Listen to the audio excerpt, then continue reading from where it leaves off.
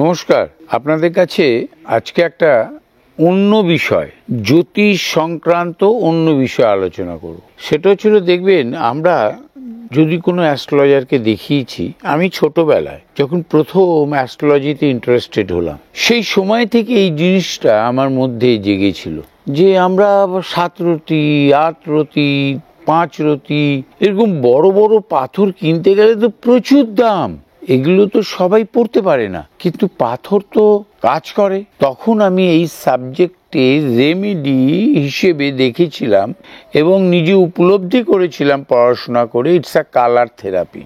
রংটা আমাদের বডিতে ইনজেক্ট করে ভিটামিনে যায়, আমরা একটা ফল পাই। তো এই যে ফলটা আমরা পাই, এই ফলটা আমাদের জীবনযাত্রায় উপকৃত হই আমরা। তাই এটা বড় পাথর না পড়ে আমরা তো ছোট পাথর পড়তে পারি। তখন আমার রিসার্চ এবং আমার এই কালার থেরাপি মূলক গবেষণা বলে যে মনে স্ট্রাইক করেছিল, যার এজ 50, যার ওয়েট 150 কেজি 80 কেজি, সে কি এই বড় বড় পাথর পড়বে? কারণ অনেকেই বলে বডি ওয়েট অনুসারে এবং এজ অনুসারে পাথর ওয়েট নির্ণয় করা হয়। কথাটা একদম ভুল, একদম ভুল। পুরোপুরি না জেনে এই কথাটা বলা হচ্ছে, এখনো হয়। ইট ইজ ডিপেন্ড আপন গ্রহের ডিগ্রি।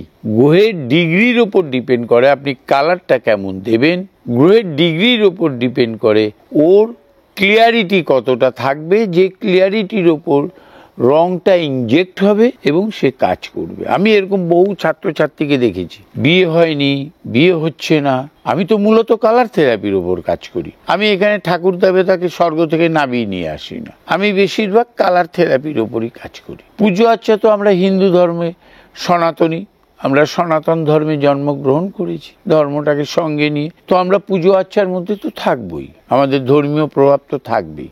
সেই ধর্মের সাথে আমি জ্যোতিষকে কোনো সময় মেলাইনি। তো এই কালার থেরাপি করতে গিয়ে আমি দেখেছি ছোট পাথর, রতি 2 রতি 3 রতি 4 রতির ভেতরে বহু দিয়েছি, বহু সাকসেস।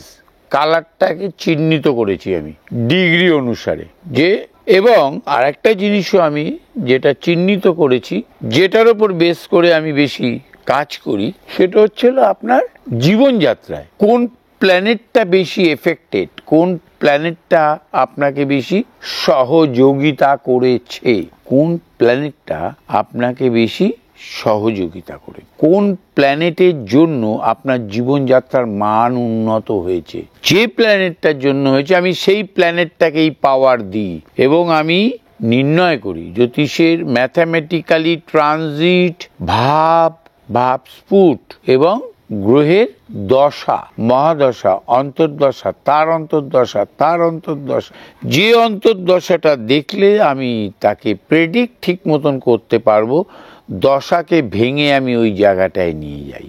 ন্যাটাল চার্টে যদি গ্রহ আপনাকে ভালো ফল না দেয়, ট্রানজিট ভালো ফল দিতে পারবে না, তাকে ভালো জায়গায় অন্তত অবস্থান করতে হবে।